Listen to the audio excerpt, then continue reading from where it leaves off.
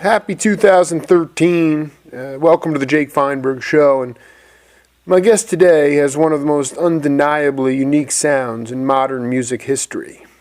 His guitar lines are an intermeshing of bluegrass, boogie-woogie, jazz, and country rock. He came of age when instruments were not plugged in, when it was more about nuance than machine gun blasts. And collaboration didn't include you send it files from Switzerland, but getting together in a land of sunshine to eat poems and trade wives and create rather than perfect. His career emanated across the border from Detroit and Toronto, where he became engulfed in the myriad of live music and the traveling acts that came through.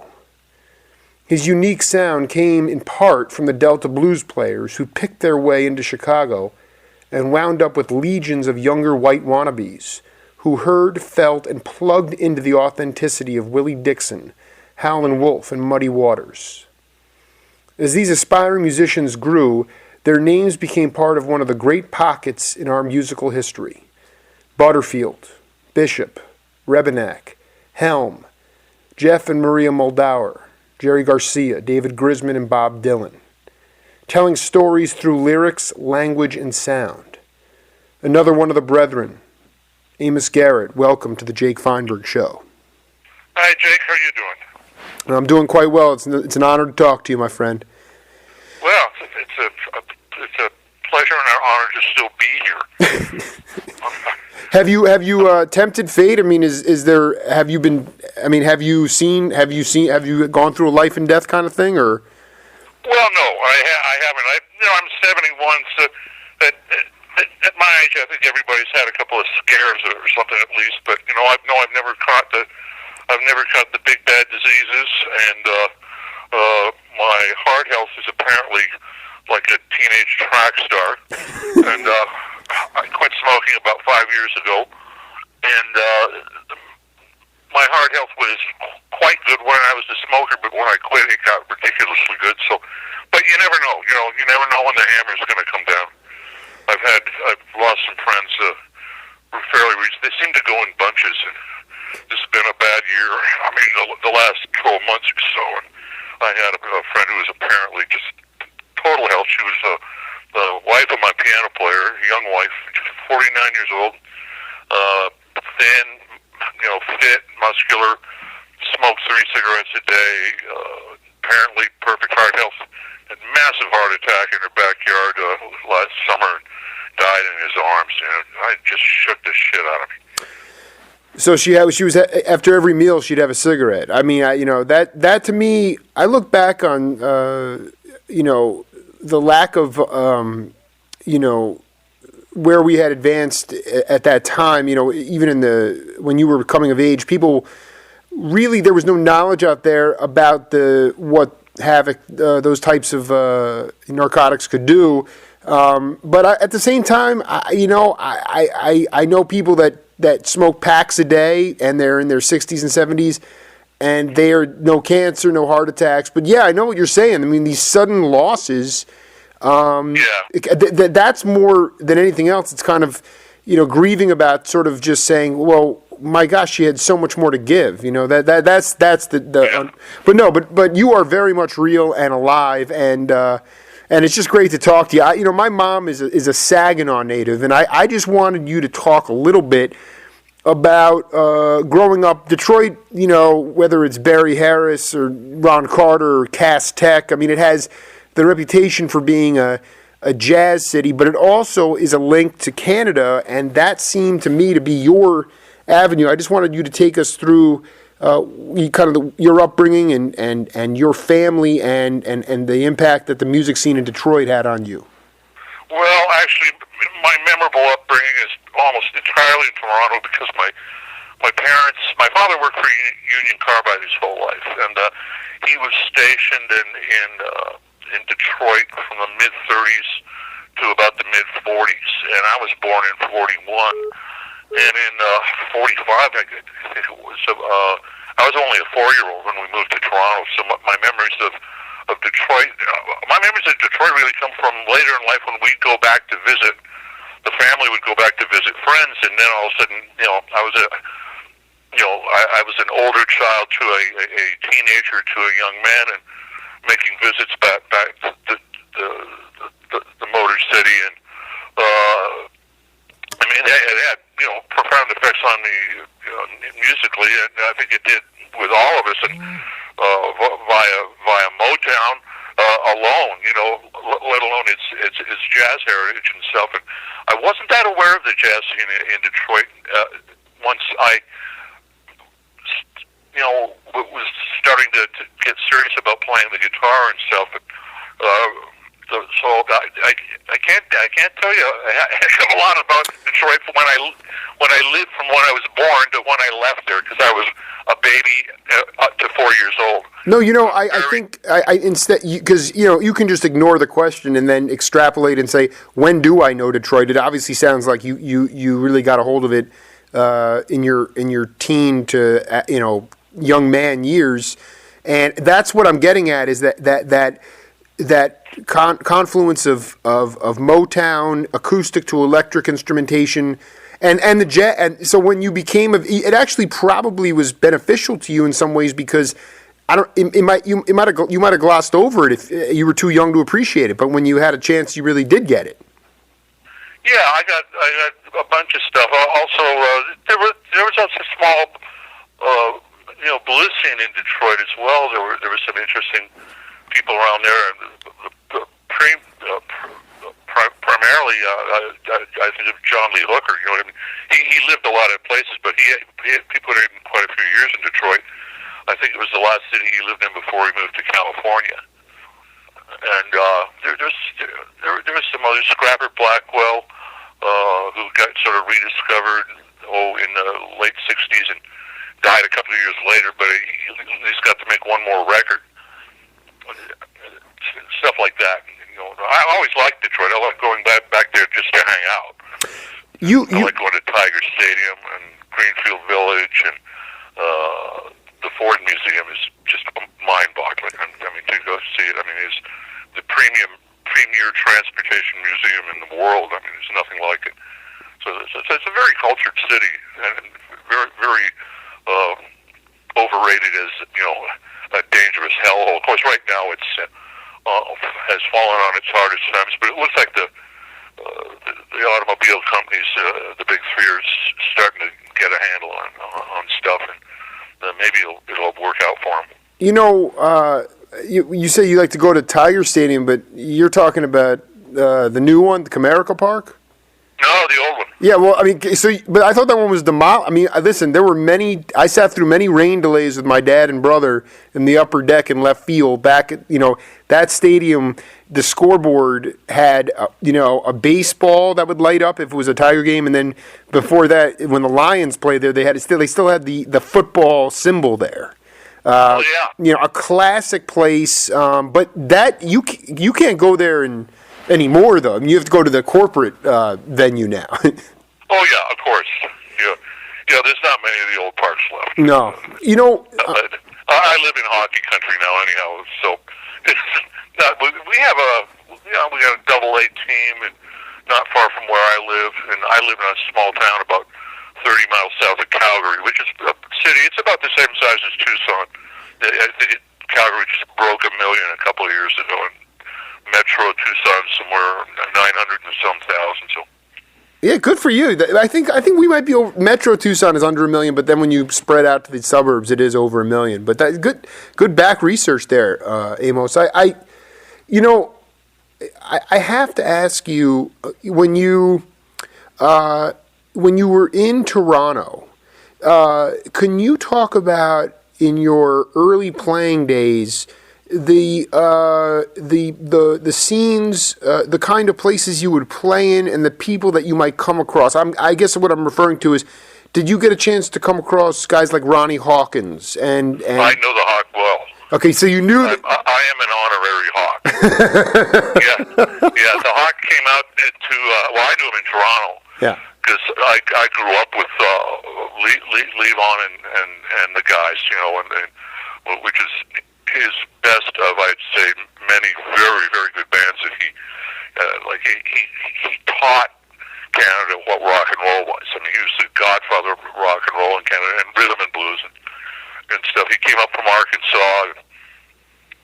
I don't know if you know much about his background, but he had 4 or 5 big hits in the States, and he was a hillbilly, from Arkansas, and, as was Levon, and he signed a record deal with Roulette, whereby he couldn't make a dime, no matter how many records he sold, and he was a teenager. He was this good-looking hillbilly kid who was about 18, and he just signed his life away, and he came up to Southern Ontario and played some gigs with a 4-piece band, which included Levon and Fred Carter on guitar, and Doc, I can't remember his last name, classic sort of two-handed Jerry Lee Lewis school of rock and roll piano playing, and he liked it. He really liked Southern Ontario, and he was making good money and stuff, and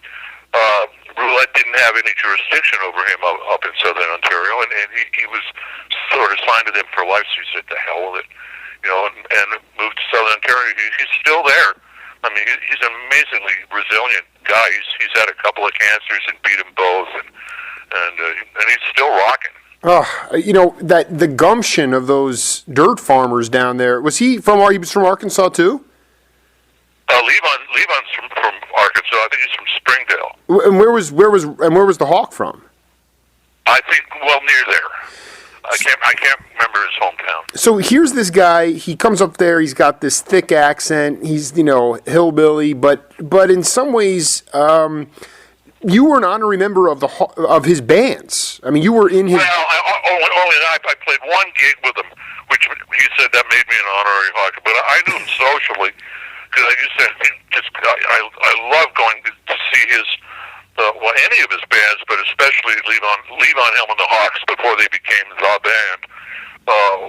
When they were basically his first all Canadian band. Like once he got settled in Southern Ontario, Fred Carter and Doc, what's his name, the piano player, they were homesick and they wanted to go back, back south. But Levon liked it up north, and so he stayed. And then Hawk started delivering. He'd been playing gigs for maybe a year or two up there with the Arkansas band, and he was a rock star. I mean, he'd had like maybe 4 or 5 top 10 hit records, and in the States, and those were all makes them automatically hits in Canada. So he was like, he was a star, and he'd met a lot of local musicians traveling around. He found a real little pocket of players in a small area. Small city northwest of Toronto called London, and another small town called Stratford, best known for its Shakespearean festival. And all those guys were from there except for Robbie. Robbie was from Toronto. And Robbie was from Cabbagetown, which is a real rough Scots-Irish kind of slum in Toronto. Despite what he says about his background. And all the rest of the guys, Garth and Rick Danko and we used to call him Beak, Richard Emanuel, they were all from either Stratford or London. And then he put that band together, and oh man, what a powerhouse group that was. I mean, they were just unbelievable. Even before Robbie and some of the other guys were writing songs, they were just tremendous, and they played mostly they played all around the province and maybe up to as far as Montreal, and but it's kind of a home club on Yonge Street, which is the main north-south street in Toronto, and there was a whole row of bars along there, and there were a number of very good young, principally white, but some integrated kind of period R&B bands for the most part. I wouldn't call them rock bands per se, but we called everything rock and roll back then. We didn't use words like rockabilly or soul music or whatever. But there was that scene. That was the Yonge Street scene. Some of the bands included David Clayton Thomas and the Shays. He became the lead singer for Blood, Sweat, and Tears. Oh my God, I had no idea. Wow. Oh yeah. Wow. He had a killer little band called David Clayton Thomas and the Shays with this phenomenal left-handed guitar player named Freddie Keeler, who's still around. Oh, wow, I might need to get to that cat. Oh, yeah. No, I'll tell you, because I mean... Thomas is a guy you should talk to. Now, there's some history there. No, I mean, he was quite amazing as a human being. He was a Golden Gloves champion fighter, and he's a pretty big boy. I mean, I think he was probably a light heavyweight and stuff, and he was abused by his father really badly. And his father used to beat him with a 2x4. And when he was bad, well, once David got up to be about 16 or 17, all of a sudden he was like 180 pounds, and he'd been studying boxing, and he'd gotten really good at it. And finally, one day, his dad said, "Go down to the basement, David. You've been bad." And David went down there, and his father came down, and David just wasted him. I mean, and his father had him charged with assault. His own father. This is. I cannot believe this story. This is the blues. I mean, this is really the blues, and that's sort of where he came out of. But he's a really sweet guy, and if you can find him, he'd be quite a read. And and as far as you know, he's still around. Oh yeah. Yeah. No, I'll find him. I mean, you are somebody that. Switching now a little bit more contemporarily, I was reading, you have a jazz trio now that you play with primarily. Is that correct? That is my current project. We're going to have an album out probably within a couple of months. But we've been playing gigs for about 3 years. And I came really from a jazz background. If you talk to Geoff Muldaur about it, he knows more about my jazz background than I do, almost. But my father and mother were both jazz fanatics. I mean, she was a flapper in the 1920s, and he was the male equivalent, I guess. And they grew up chasing Big Spiderbeck and Louis Armstrong and people like that around New England and New York State and stuff where they were from. And my first real influences was my father's record collection, my father and mother's record collection, I should say. Sorry, Mom. And eventually, I also grew. When bebop sort of changed the world at the end of the swing era and stuff, jazz kind of left my dad. And he was a real trad guy. I mean, he loved Dixieland and New Orleans jazz, and he was okay with swing bands as long as they improvised solos. And late in the swing era, they quit. Improvising, and that left Dad in the cold too for other reasons. But I got into bebop. I mean, I liked it and I could hear it. And I don't know if my dad could or not. He was a musician part-time when he was in college. He went to Dartmouth and he played jazz fiddle and drums, and he was in a little band that played in the Green Mountains on summer vacations and stuff like that. Sounds absolutely, totally invigorating. So it was acoustic kind of swing music he was playing. No, he was playing like Dixieland. Dixie. So yeah, okay. So you come from a jazz background. So what were some of the records that were being spun aside from the Dixieland stuff? I mean, what were some of the vocalists? I mean, was your mom into vocal jazz? She was a good singer. Yeah. I mean, they were into people like, Bing Crosby. Bing Crosby all but invented scat. I think actually Louis Armstrong invented scat, but Bing Crosby was very close to Louis musically, and they did a lot of work together and stuff. And they were into Louis Armstrong, of course. I'm trying to remember who. Oh God, there was this. Was it Ethel Waters? Yeah, Ethel Waters was a big one for my folks, and this, of course, is this is traditional stuff. Like I said, bebop kind of left them in its wake, and they were just a little too into what in the jazz world they call moldy figs for the bebop scene. Like that there. Maxine Sullivan. I remember Maxine Sullivan coming to Toronto to play. There was a great jazz club in Toronto called the Colonial, and everybody played there except Louis Armstrong, who was just too big. even though it was a large club. But I remember Duke Ellington playing there. I don't know how he got his entire band on that stage. I mean, it was a decent-sized stage for a six-piece Dixieland group, and they didn't do bebop. It was also either swing music or traditional, like New Orleans jazz or something. But I remember Maxine Sullivan came, and my parents invited her to our house for dinner.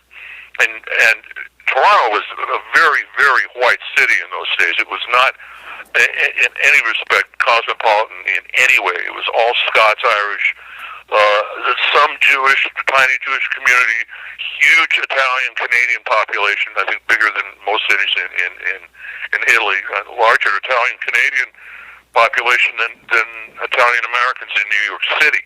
And anyhow, it was a very white city, and Maxine was very dark. And I remember getting out of a limousine in front of my parents' house in Toronto, and the neighbors, coming out on the street, and she was dressed to the nines. I mean, I think she was going directly from my parents' house down to the Colonial to do a show that night. And so she had this evening gown on, and a fox stole, and she was in a limo. She was a big star, and the neighbors were just they couldn't get it. I mean, to them, there was a tiny East or West Indian population in Toronto, but mostly Jamaicans. And white people in Toronto, this is the 1940s, late 40s, if they saw a black person in the neighborhood, they assumed she was a maid, or something like that. Right. They pigeonholed it. This woman in this dazzling evening, a black woman in this dazzling evening gown, and with a limo, or her own limo, and a driver, and they couldn't figure it out. Anyhow, it's weird to think back to Toronto. Well, I'm looking. Really, over the next 20 years, it changed quite a lot. Better. I'm looking at this record I found at a thrift store. I'm just going to read off. I mean, this is kind of maybe where your parents checked out, Moldy Stick kind of thing. But I'm just going to read off some names: Billy Eckstein, the Bird, Charlie Parker, Diz, Miles, Joe Williams, Lambert, Hendricks and Ross, Johnny Smith, Art Tatum, Billy May, J.J. Johnson. They liked Lambert, Hendricks and Ross. They could get that. They could get that. But then, but it was like the Dizzy's bent trumpet and Chano Pozo and that the Charlie Parker stuff. That was too. Oh no. Yeah. I've never been a great Charlie Parker fan myself. Yeah. But I like almost everybody else from that era. I don't know why. I'm a very tone-oriented player, not just in my own playing, but in the musicians that I listen to. I'm very tone conscious, and Charlie Parker had horrible tone. That's an interesting. That is very true. Charlie Parker was about, but it bothers me. I like Coltrane. I mean, it's gorgeous sounding saxophonist. I like that there. Billy Eckstein was the biggest. He was the black,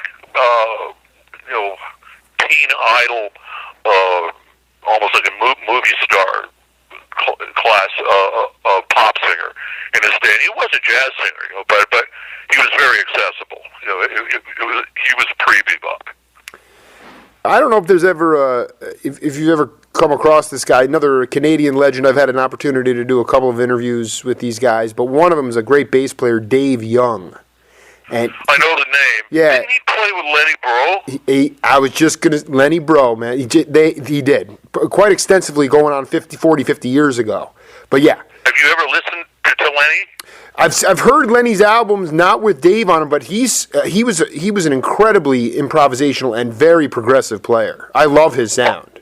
Oh, he was light years advanced from any guitar player in North America, in my opinion, when he was alive. I mean, tragic life, but his playing was.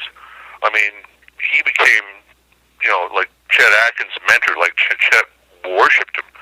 And I saw Lenny play for the first time on television.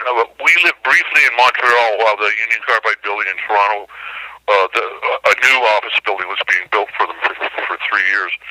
And when we were in Montreal, we were within this is our early television range. I was about 12 years old. We were in TV range of Burlington, Vermont. And Lenny's parents had a local country western TV show once a week on this local Burlington, Vermont station, and it was called the Hal Lone Pine Show, and that's what his father was his stage name. And Lenny was booked as Hal Lone Pine Jr., and he had kind of an Elvis haircut, and he was 14 years old, and his mother was a singer on the show. And Lenny got featured every week playing one Chet Atkins instrumental, and he had every note that Chet, who was a very revolutionary guitar player in his day, with his fingerstyle thing. At age 14, Lenny had every Chet Atkins recording down pat. You know, and it was astounding. And I was just starting to play the guitar, and he was only 2 years older than me. And I was going, I'll never catch up to this guy. In fact, he had a profound influence on me, and that then he just sort of disappeared from my life while I went to prep school in upstate New York for a couple of years. I went to college for 2 years in Indiana. Then I came back to Toronto and transferred to the University of Toronto. I knew I wasn't going to graduate. I mean, the music call was just too great for me. And when I started playing professionally, right around there, age 22, full time. I've been playing gigs since I was 15, and the odd one, you know. But I was in school until I was about 23, and then about age 22 or 3, Lenny showed up again. He just sort of disappeared for a while. I mean, he'd been in Spain and stuff studying flamenco and classical guitar in Germany and stuff. And then he heard jazz. He had no formal jazz training or anything, but he could hear it. I mean, he was a genius beyond description. And he shows up in Toronto and starts playing in a couple of local kind of coffee houses. He wouldn't play in bars and stuff where people wouldn't listen to him until later. And he had a trio with a singer who was horrible, and a very, very good string bass player named Ian Henstridge. And I don't remember, Dave Young would have been from around that period, but I don't remember hearing Lenny play with him. But I would go listen to Lenny then, and Lenny was doing things that to this date no one can do. I mean, and this is I guess this would be about early 60s, about 63, 64. Lenny did things like he could comp chords 4 to the bar with he would play triads with his thumb, forefinger, and middle finger, and 4 to the bar just like bum bum bum bum bum bum bum bum. And then he would play single note solos over top of it with his ring finger and his little finger underneath it. And I mean, when you hear him doing that on record, and there is some of that stuff recorded today, you play it for somebody that's never heard it, they'll go, well, who's the other guitar player? And you go, no, that's one guitar player, and this is live. Wow. You know, Wow. This is live from a lounge in Bangor, Maine. Lenny was a junkie, and Lenny would clean up periodically by going to his parents' house. They'd move from Burlington to Bangor, Maine, and Lenny would play for pocket money. He would play in a Holiday Inn lounge there by himself, and sometimes with a clarinet player. And a bunch of that stuff's on record and available. And I could turn you on to a guy who's sort of the mentor of the one of the two people that there's sort of a Lenny Bro Memorial Society, and they collect live recordings of his and anything that's written about him and stuff. One of which is Randy Bachman, who was a Canadian rock star for quite a while, and who's about my age. And the other guy's a great local Vancouver guitar player named Danny Casavan. They could probably get you some of those you know, or they could burn you CDs of some of that stuff that isn't actually out on discs on labels. But what I'm trying to get around to saying is when Lenny was doing such revolutionary stuff, and it was so advanced that any guitar player in Toronto at that time would either take the attitude and say, okay, I've got to follow Lenny, and I've got to try to catch up to him, and I've got to see if I can get lessons from him, and I've got to study and learn his stuff. Or at that point in time, my style hadn't really emerged yet, and I was still playing a lot of traditional stuff. But I listened to Lenny, and I said, I'll never catch up to this guy. I mean, I'll never come close. If I try to follow in his tracks, I'll always be in his tracks. He's like 30 years advanced on the way I can play. It'll take me 30 years to get as good as he is right now. And by then, he'll still be, he'll still be 30 years ahead of me. Yeah, but I mean, you speak about him as a he's a role model in a lot of ways to you. But that's the point of music and art is, you borrow from those people you admire, and then you come up with your own sound. Because let's face it, I mean, the Amos Garrett sound is pretty unique in itself, and that to me is what's. Well, I have a debt to Lenny in that he steered me towards listening to my own inner, thing, whatever that is, my chi, as in Tai Chi Chuan, and that inner force that I believe does exist for some people and some even inanimate objects. I mean, I had to find my own voice because I couldn't follow Lenny. Lenny threw me right onto the path of that I think all musicians should follow. If you copy, you lose. And that's part of this is what I wanted to get at with you is like let's just take Lenny, bro. I didn't know I was gonna hit a gold mine there with you, but Lenny in today's world would be he'd be teaching somewhere at a university maybe or maybe his entire style would be transcribed into a book for other students to borrow or to copy, whereas.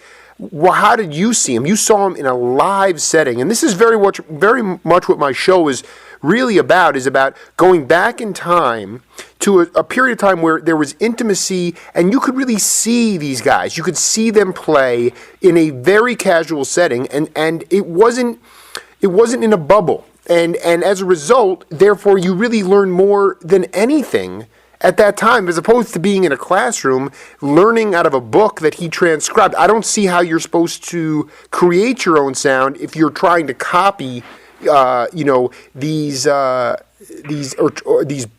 technique books by these guys. I think about you made the connection from Chet Atkins to Lenny. I also think about Johnny Smith in relation to the great Philadelphia guitarist Pat Martino, and Pat is a legend and a great guy. I've interviewed him several times, but you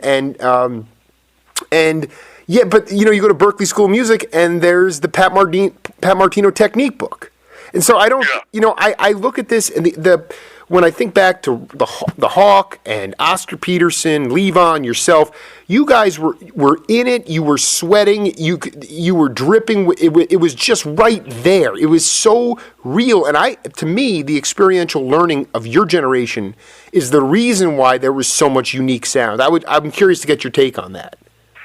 Yeah, it could be. It was.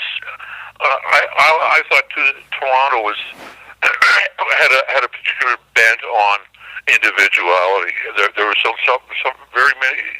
There were other areas that were. I mean, not that Toronto doesn't have great universities and stuff, but you take a scene like the Boston scene. It's all about academics in Boston and Cambridge. I mean, it's Harvard and Radcliffe and Boston University and Boston College and Wellesley just outside. And the music scene was more academic and more into recreation of old sounds, although some people took some very unique approaches to it, like the Queskin Jug Band, that they were recreating an old sound in general, but they did kind of unique things. They did unique things with it. But Toronto was really hell-bent on originality. It was like the whole feeling in the Toronto scene was, well, you're not going to get anywhere unless you develop something unique. Exactly. As a band or as an individual musician and whatever, or as a songwriter and stuff. So there was so many unique people that came out of there. There was this whole huge. I've been talking to you about the the Young Street scene, and the Colonial, incidentally, the jazz club was on Young Street too. But there was this other scene that intersected it, and it was an east-west street called Yorkville Avenue, and a couple of little streets that adjoined it. And it was more of it was a folky scene. I mean, it was more of a folk music scene, and evolved into a kind of a folk rock scene, and a very heavy into the songwriting world. And you had people like Neil Young that came out of there, Joni Mitchell, Ian and Sylvia Tyson, Gordon Lightfoot, and they were all very, very different from each other. I mean, they were all really, really. I mean, who's like? How can you compare Joni Mitchell to anybody? I mean, no one knows what she does. I mean, on the guitar too. Oh.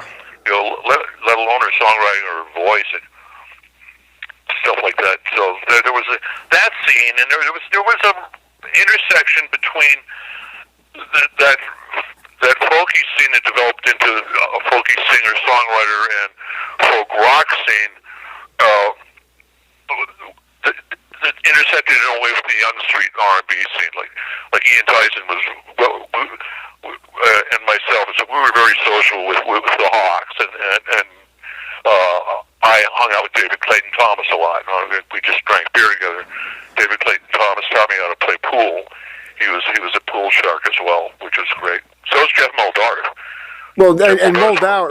Listen, what I love about I just. You've given me so much to run on here.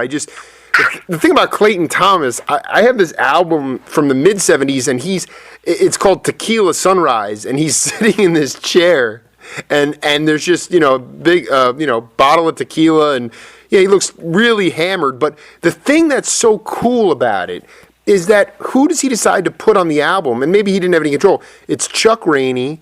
It's Spider Webb. It's William Smitty Smith. It's jazz cats. It's R&B cat. I mean, that's what I love the most. You talk about this folk rock scene on what was that street again? Not the Young Street, but the other one.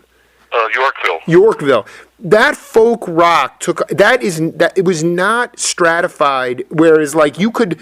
I mean, I know in New York City at around the same time. I mean, Elvin Jones's band was playing at a club called Folk City. You could cross. At Gertie's? What's that? Was it Gertie's Folk City? I don't know exactly, but I have early '70s recordings. Steve Kuhn would bring his jazz group in there. I guess the point was that people were looking. The Bitter End was another example. You wouldn't necessarily. Yep. It wasn't just in this mold. As Geoff told me in his interview. The thing about the Queskin band, I think that was so cool, was a no shtick. It was about the music, and it was about, and I think that you were part of that. And what an amazingly exciting and eccentric time, because you were able to see people in different settings that you weren't even really aware. But nowadays, it's like, well, everything is so stratified. The idioms are so selective. And I just really do appreciate from somebody who was not even alive then. I was born in '78. For me to be able to go back and talk to you guys about this stuff, because listen, it rubs off on me when I see you and with Maria and Jim Gordon, Ray Brown, Red Callender, John Kahn, Doc and Merle Watson. I mean, what it speaks to me as a historian and a journalist is an appreciation for the past while staying in the moment, and that to me is absolutely essential for cultivation of the soul, in my mind. Yeah, and the cultivation of an individual musical style too. that is, you should have an appreciation for the past, and maybe you should learn some of Pat Martino's techniques and stuff. But you've got to cultivate your own thing with it. You don't want to get too carried away with other people's technique. How do you feel about your current playing? Is it a traditional jazz trio with a bass and drums, or do you go outside of that? We go outside of it a lot. You could actually listen to it on my website. If you scroll down on the first page of my website, if you want to find my site, just Google my name. Yeah. 2 R's and 2 T's. It'll be the very top of a long list of a lot of stuff, and a lot of stuff that isn't very important. But you go to my site and scroll down the first page, and you'll see in kind of electric blue lettering, you'll see something that says the Amos Garrett Jazz Trio. And if you click on that, it'll open up a whole other section of this site, and you'll see a highlight, small there's a sort of a bio of the trio that is mostly about the other two guys, because I have a separate bio that I have a link to from the Jazz Trio page. But then you'll see something that says Jazz Sampler, and you can listen to snippets of 3 pieces that are going to be on the album. I think they're all going to be on it. We do Freddie. The trio is 2 electric guitars and a string bass. And the other guitarist is a guy named Keith Smith, who's a remarkable, very Canadian, in my opinion, finger-style jazz player, a true jazz player. I was talking to there's an amazing Western swing player here in town, in Calgary, rather, named Dave Hamilton, who's about as good a Western swing player as I think has ever lived in. And he's a jazz player, but he doesn't. It's like he doesn't think of himself as a jazz player. He thinks of Western swing as being some other. This guy can play anything. But I was when I formed the trio and I was starting to rehearse and get stuff going, I ran into Dave one day and he asked me what I was doing, and I said, well, I'm forming a jazz. I started a jazz trio, and it's all sort of classic bebop, but a little Latin stuff and little bossa nova kind of oriented stuff, but it's mostly kind of jazz and very blues driven. It's we have a slogan. It's called "Bringing the Blues Back to Jazz," and we write about that a bit on the website too. So you can check that out. Can you? But anyhow, Dave Hamilton said to me, the Western swing guy. He said, "Oh yeah, well, who's in your trio?" And I said, "Well, Keith Smith for one." And he went, "Oh, a real jazz player." Kind of a backhanded compliment, I guess. And a really fine string bass player, originally from Newfoundland, a lot of music education behind him, named Greg Carroll. And we've been recording our live shows for about 2.5 years now, and we've just been going through and editing and listening to 178 different takes of about 35 pieces of material, so about roughly six takes per piece of material, and selecting what we're going to put out. It's all live. And of course, there is some editing, but it is pretty much what you hear is what you get, and what you would hear if you came to one of our live shows and stuff. Oh, I would love to get my hands on when that gets when you decide what you put out. I'd love to hear it. You struck my attention. Number one, does the bass player play the bow as well? Very well. Okay, so I really like where you're headed with this, because in some ways, I've been saying this for a long time. It has something to do with the idea of, in my mind, jazz is played by everybody, but in its truest form, it's an African American art form. And when you talk about blues, putting the blues back into jazz, the thing that I think jazz hurt themselves with, in some ways, is that inevitably there's a piece of it that's just, it's such street music, It has such a raw, it's such a street swing music, and that, to me, is not...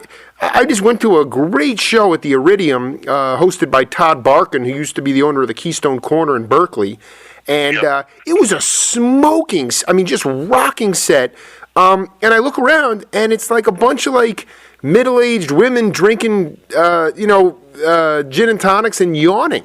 And I'm like, I just want to see the street moxie, that David Clayton Thomas, Amos Garrett style. I think what you're doing, you're right on the pulse, my friend, because that street element has been removed because they just realized somehow there's more money if you make it more, kind of a wine and cheese kind of thing. Yeah, I heard that. I'm just looking at something. I'm just going to quote Keith, my other guitar player. Yeah. Something that I wrote into the bio for the jazz trio. It says the group's motto, "Bringing the blues back to jazz," says a lot. Says Keith. It says, quote, "In our search for something profound, we so often just settle for something more complicated, and in the process, we drive much of our audience away. So this is the blues as the antecedent of and a driving force in jazz seems to have largely disappeared from it. That's not to say that current jazz is incomplete without it. I just miss the feel, the sort of blood and guts that was there when the music was more visceral and perhaps a bit less intellectual, unquote. And that says it about well as I can say it. Again, it seems like "O Canada" is a little bit more progressive. My question, going back for 1 second about the Hawk, and this is, you said some very interesting things. Number one, could the Hawk and that band with Levon and Danko, Robbie and Garth and Richard Manuel, could they have succeeded at that time in the States, or was it unique to, is that what made it special, was that it was a Canadian thing? Well, I think what they were doing was basically the same thing that the original Arkansas Quartet was doing. I mean, again, remembering that Ronnie had 4 or 5 big hits. Mary Lou, I can't remember the offhand the other ones right now, but Ronnie was a pretty big rock star, like when he arrived here, and it was only 3 or 4 years later. When that band was in its prime, the Beatles were just surfacing. The whole British invasion thing was, happening, and rock and roll was sort of changing in a hurry. But then look what that group did as the band once they started writing songs and writing original songs.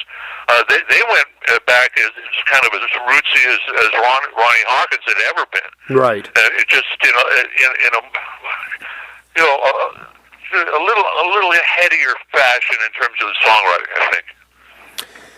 Yeah, but again, I wonder if, because you talked about at that time the onus was on individuality in Canada, and yeah. Hawkins might have made some hits in the States, but to me, when I read Levon's book, This Wheel's on Fire, and he just, I think you were brought up in the book before you actually came on my radar, but it's like.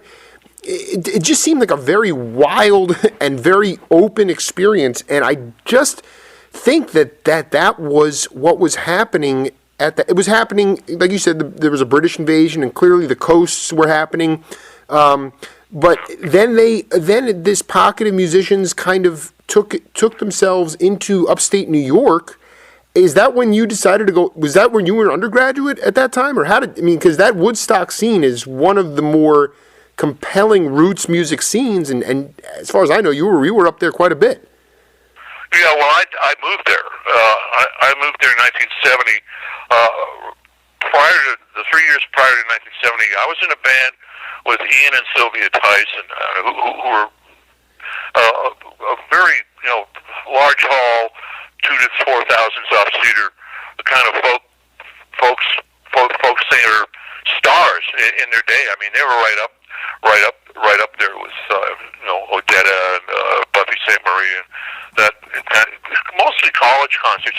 Well, they progressed on to forming a full band with a full rhythm section, bass and drums, and electric guitar. Great pedal steel guitar player named Buddy Cage, who went on to form a band called the New Riders, who were Ian and Sylvia. Their band was called the Great Speckled Bird, and I was in it with Buddy. I'm in touch with Buddy now. Buddy's got cancer right now, and he's doing pretty well. So I just wish him the best. He's got a bad one, right? Multiple melanoma. It's a blood cancer. So, but so far so good. Anyhow, not to digress too far. After about 3 years, we were really at the forefront of, I guess, what you would call country rock. We were debatedly the first country rock band there was, and Ian and Sylvia's music changed direction almost as radically as, like, they were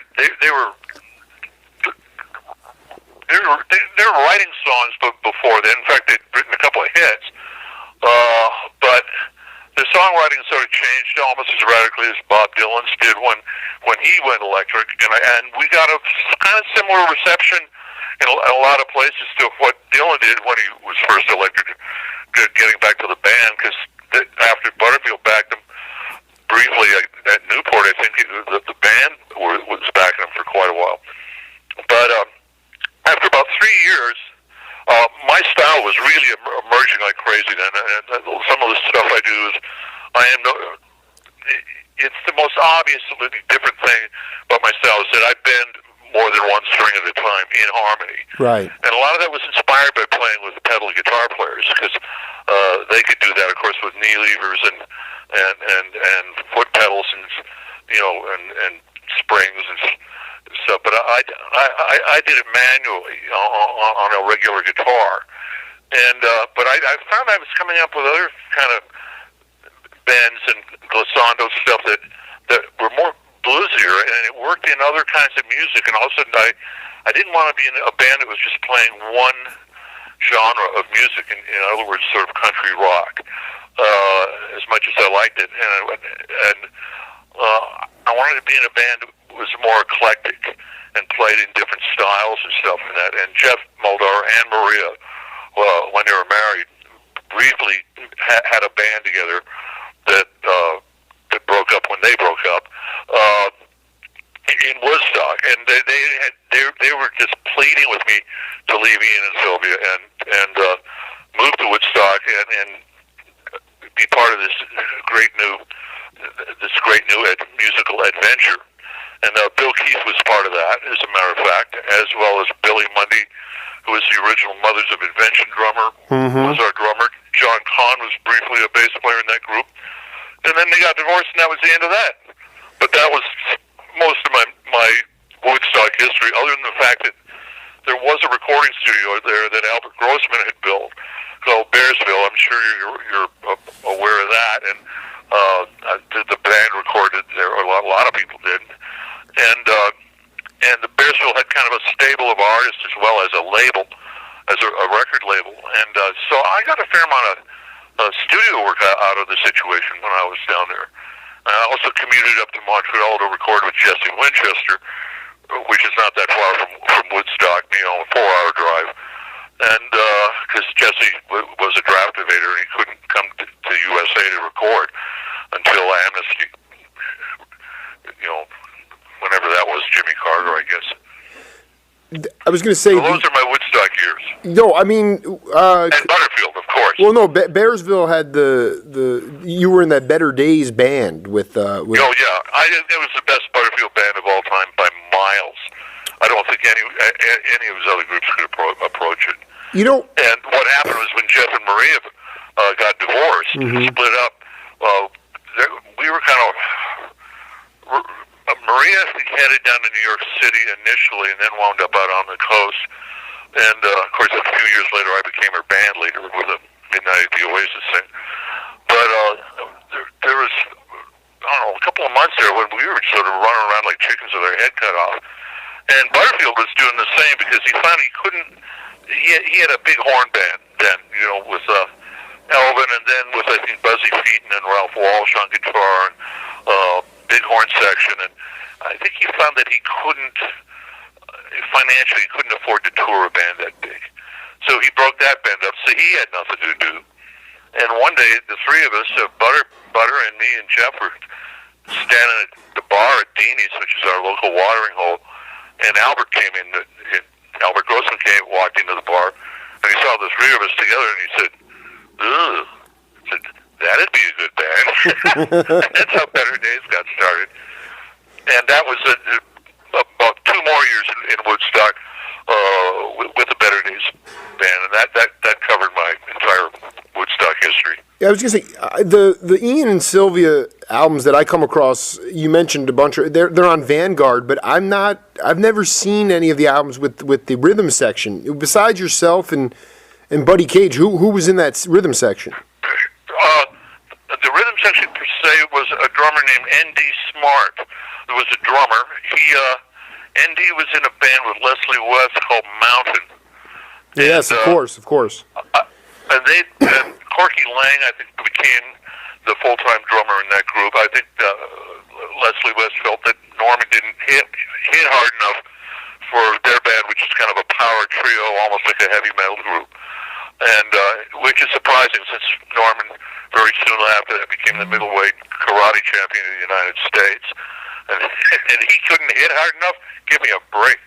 And the bass player, his name is Jim Coldgrove, who's been living in Texas for many decades, survived a very bad heart attack, and has been doing well, and sort of went back to playing locally around Fort Worth and other parts of central to southeast Texas, but his own bands, and like blues bands mostly, and that was that.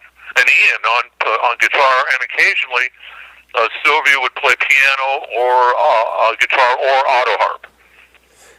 You know, I wanted to take this opportunity. You teed it up pretty nicely. I'm not sure the last time you heard this track, but I wanted to play something that sort of will put us back in the Woodstock time and showcase where you were at with your playing. So let's take a listen, and then we'll call. Last time you heard that one, but it still I'll holds. have to dig it out.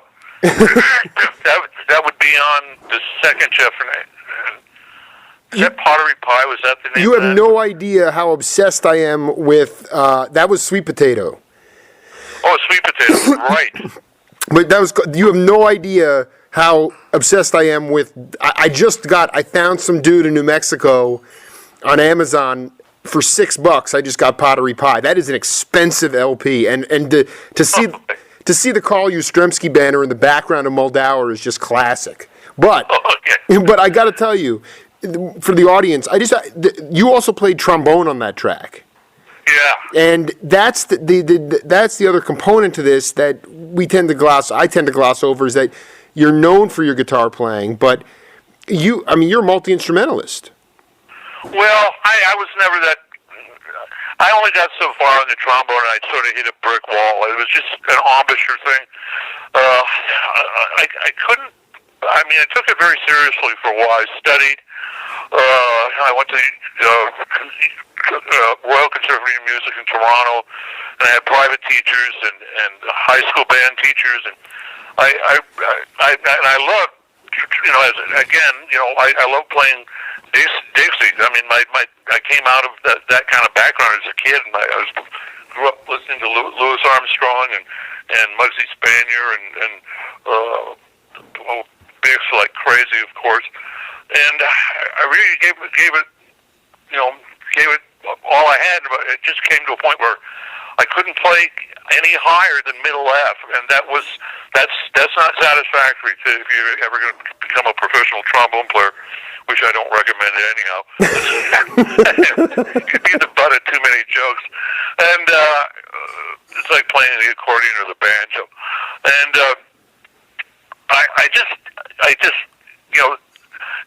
I didn't have to fight for range on the guitar. I just sort of fell into the guitar by. Well, I started playing when I was 13 years old, which is 1954, and that's the year rock and roll was born. That was the year Rock Around the Clock by Bill Haley hit the charts, and I started hearing those early rock and roll guitar players, some of whom were blues players, some of whom were country players, really.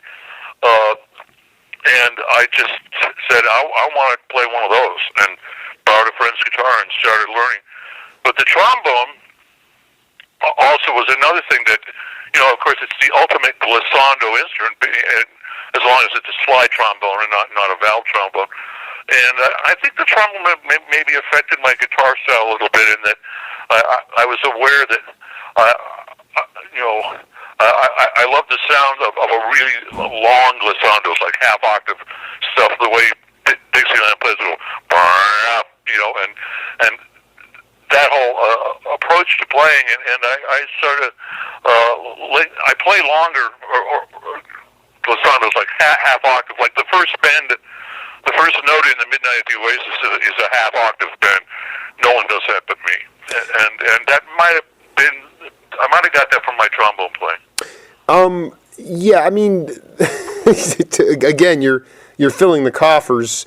I'm looking here. You play the trombone on several of these tracks, and the one thing I wanted to ask, that was the other thing that I find compelling, especially Midnight at the Oasis, which I'm going to tag at the beginning, but I wouldn't dare play for you now. I just want to make sure that I want the legions of people around the world to know that guitar solo is yours.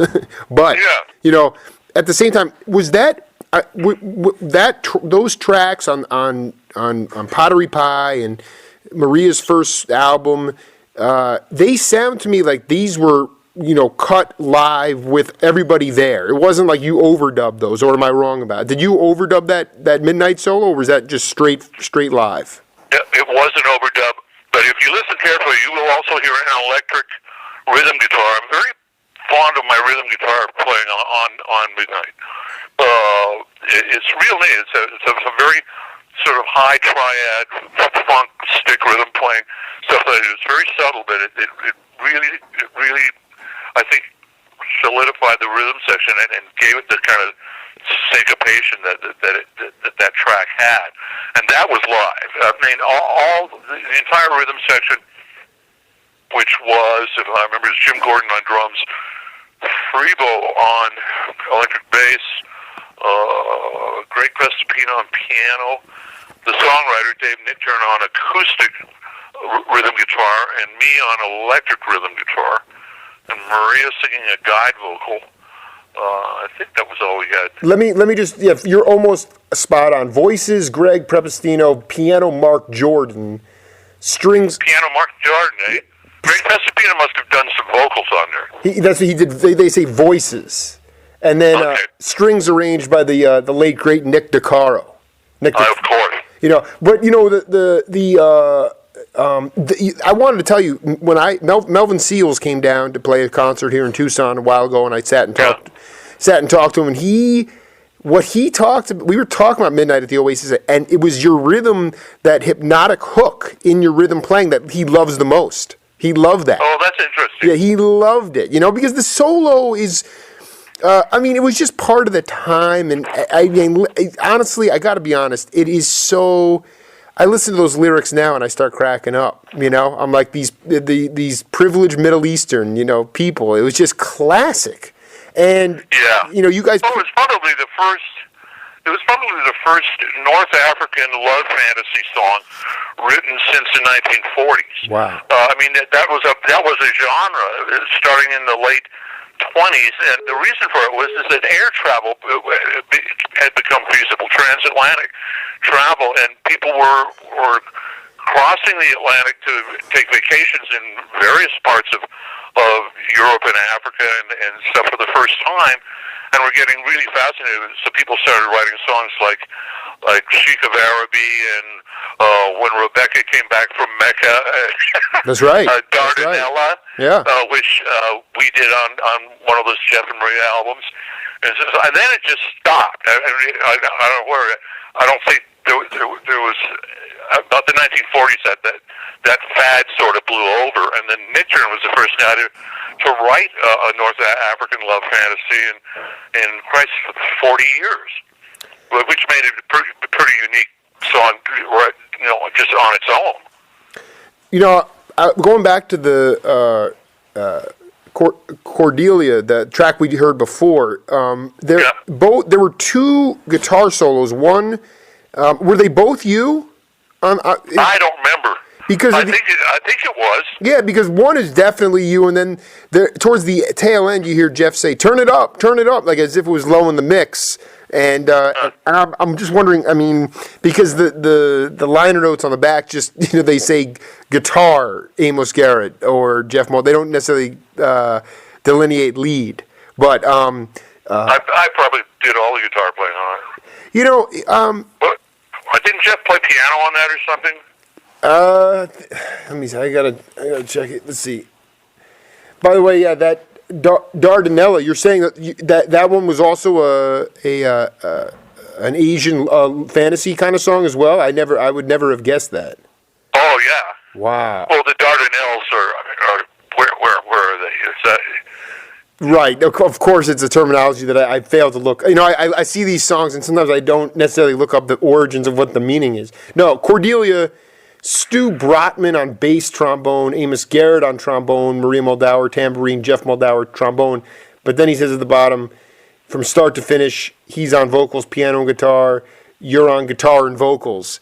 But, you sort of have to just rely on your ear to be able to figure out, when you're soloing and when you're not.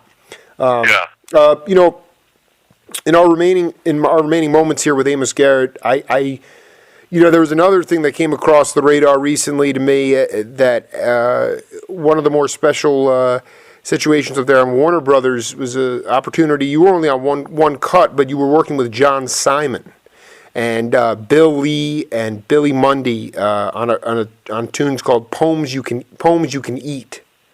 I don't know if and that there was such a when I look back on the crossover of musicians. Was it Willie on bass? Willie. Thank you. Willie on bass. Okay, I don't even remember that session, but I remember doing the session with Willie and meeting him. Yeah, because he was kind of a force in New York City in those days as a bassist.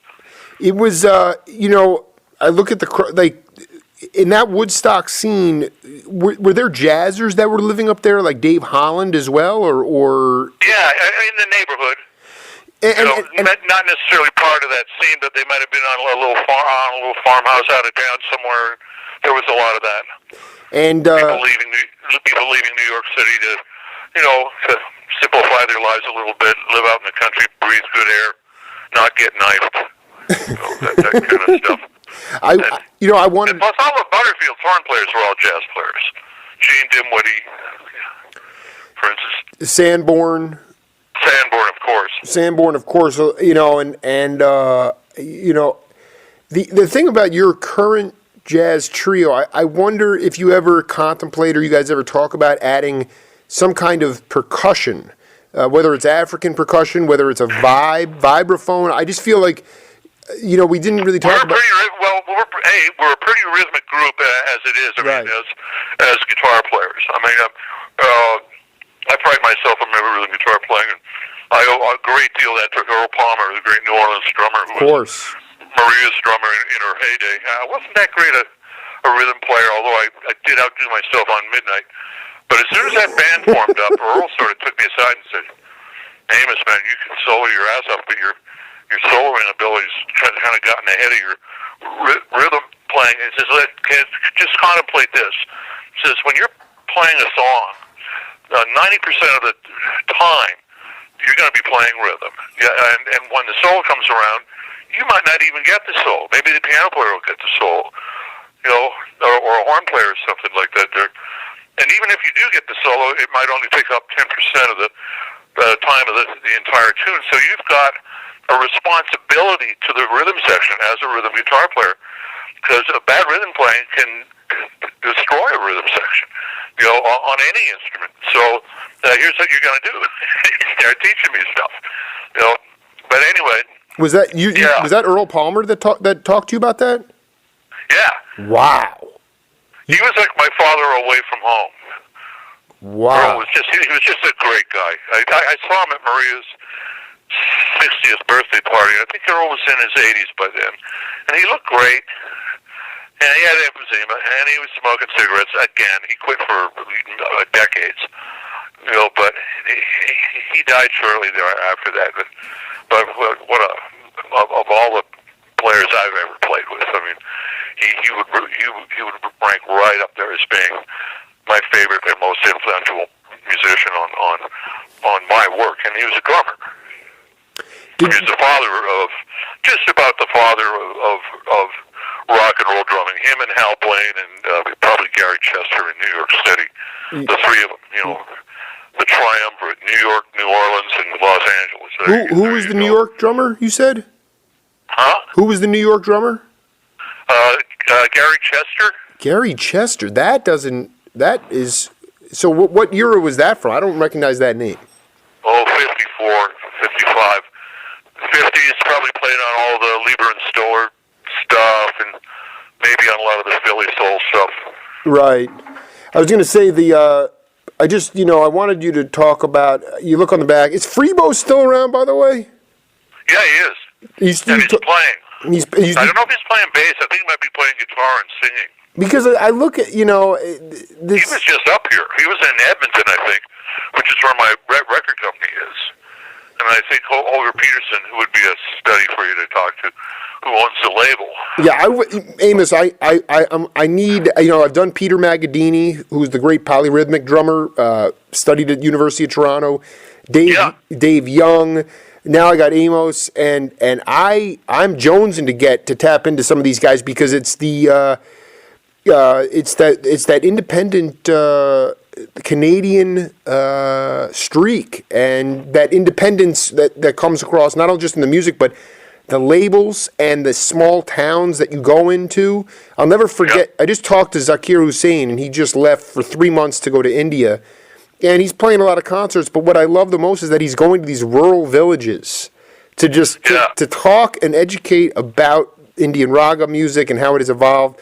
And to me, that's you guys. Your generation was the jack of all trades generation, and you're personified of it. You weren't necessarily aware of jazz, but look where you are now. And you played bluegrass, and you played country and folk. Whatever it was, you guys played it. You had the dexterity to do that. And I say to myself, I just got to keep following that because younger generations, listen, they can play the heck out of standards. They can play things perfectly. But, like Bill Cosby said, you could put a blindfold on him in a club, and he could tell you if it was Tony Williams or Philly Joe Jones or whoever it was, Art Blakey. Everyone had their own style. And that individuality is sorely lacking today among the youth in music. And I figure one of the ways to get back to it is to talk to guys like yourself. So I would any and all people, send them my way. I'd love to have them on the program. You got it.